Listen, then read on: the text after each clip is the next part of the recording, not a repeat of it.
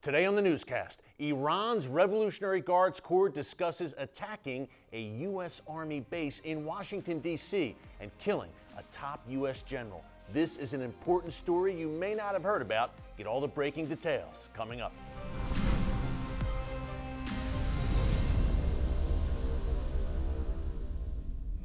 Hey folks, Erick Stakelbeck here. Welcome to the Watchman Newscast. You might notice something a bit different about today's newscast. We are in New York City, TBN's New York studio, where the one and only Eric Metaxas films. It's an honor to be sitting in his seat today, coming to you as we talk about a major development in the Middle East involving Iran threatening the United States on U.S. soil. Now, big day, obviously, in the region, Israeli elections. The fourth election in Israel in the past 2 years alone. Israeli Prime Minister Benjamin Netanyahu looking to hang on to power. He is Israel's longest serving prime minister, 15 years overall. Since 2009, 12 years in succession.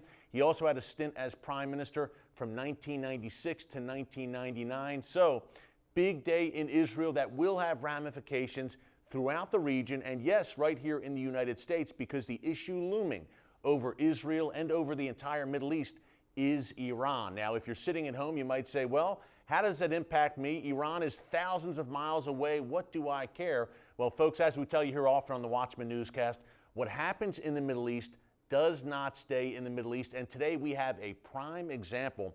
On March 21st, the Associated Press reported that the National Security Agency, the NSA here in the United States, intercepted communications from Iran's Revolutionary Guards Corps, the elite Quds Force wing of Iran's Revolutionary Guards Corps, and they were reportedly discussing attacking Fort McNair in Washington, D.C., the U.S. Army base, and killing a top U.S. general, General Joseph M. Martin. He is the Vice Chief of Staff for the U.S. Army. Now, the Associated Press interviewed off the record two senior U.S. intelligence officials who shared this information.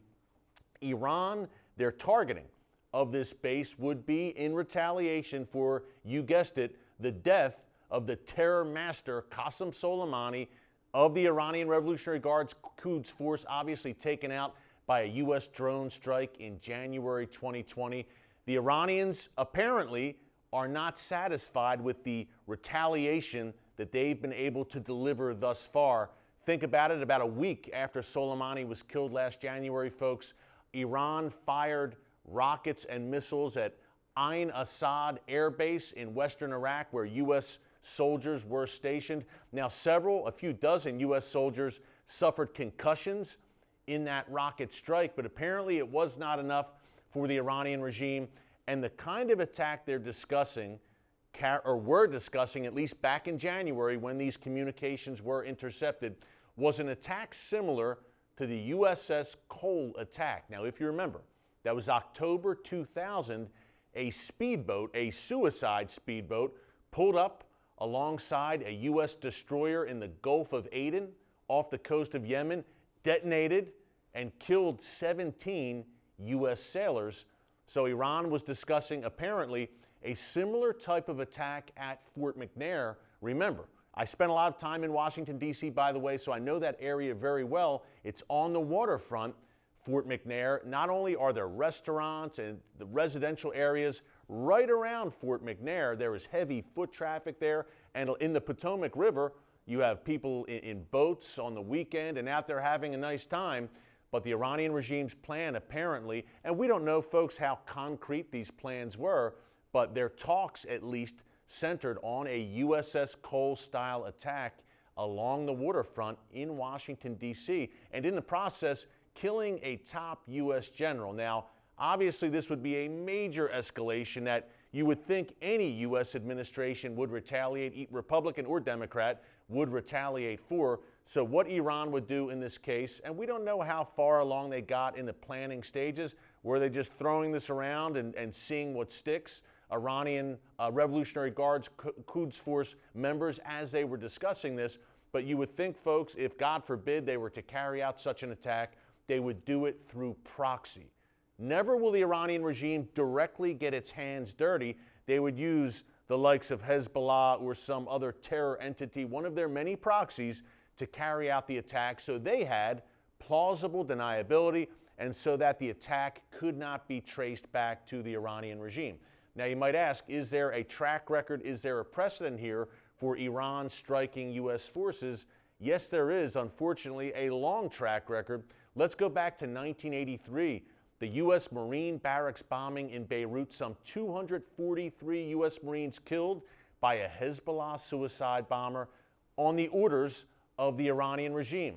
Let's fast forward to 1996, the Khobar Towers bombing in Saudi Arabia, 19 U.S. service members killed when a truck detonated outside Khobar Towers, where a military barracks where U.S. soldiers were staying in Saudi Arabia. Again, Iran ordered that attack, and look no further than Iraq, in the past 2 decades, where up to 1,000, maybe even more, U.S. soldiers were killed by Iranian-backed Shia militias in Iraq. And now, in the past few weeks alone, we have the Iranian regime's proxies in Iraq, those Iraqi Shia militias with these constant volleys of rockets against U.S. personnel at various bases in Iraq. So there is quite a track record here. The Iranian regime, sadly, is very innovative when it comes to suicide-style terrorism. They've been, again, going back to 1983, using these types of attacks and, again, targeting the nation they consider the Great Satan, the United States. Folks, there is a reason that Iranian officials to the very top hold these great military parades and marching and trampling upon American flags and chanting death to America. That is not by coincidence. They mean what they say when they say death to America. But we have a situation right now where the Biden administration seems very eager to re-enter that disastrous Iran nuclear deal. The supreme leader of Iran, Ayatollah Khamenei, said just over the weekend that Iran is not open to coming back to the negotiating table and renegotiating that deal with the United States unless the United States drops sanctions. Now, President Biden on Super Bowl Sunday did an interview where he said, we will not drop sanctions against the Iranian regime. Folks, I said it before, I'm saying it again now. Hold him to his word, and let's see if he follows through on that promise, because if the United States is as eager under the Biden White House to re-enter that Iran deal as they say they are, then the prerequisite to reestablishing that deal will be to drop sanctions against the Iranian regime. So keep a close eye on that. That will be a very big indicator if you start to hear rumblings that the U.S. is going to drop sanctions against Iran. You should be very concerned, because that means a re-entry into one of the greatest foreign policy blunders in American history, the Iran nuclear deal. Will the ballistic missile program be on the table this time? Will Iran's support of terror, not only in the Middle East, but internationally, also be on the table? They certainly weren't in the first go-around, in that first incarnation of the Iran nuclear deal in 2015. But to my mind, even the mere discussions between Iranian Revolutionary Guards Corps officials of attacking on U.S. soil is a major escalation, even if the plan didn't get very much beyond the plotting or planning stage. One last thing to mention in terms of targeting the United States on U.S. soil, the attacks I mentioned earlier, whether it was Khobar Towers, Beirut, or in Iraq, obviously overseas. But we do have one last precedent to mention before I go.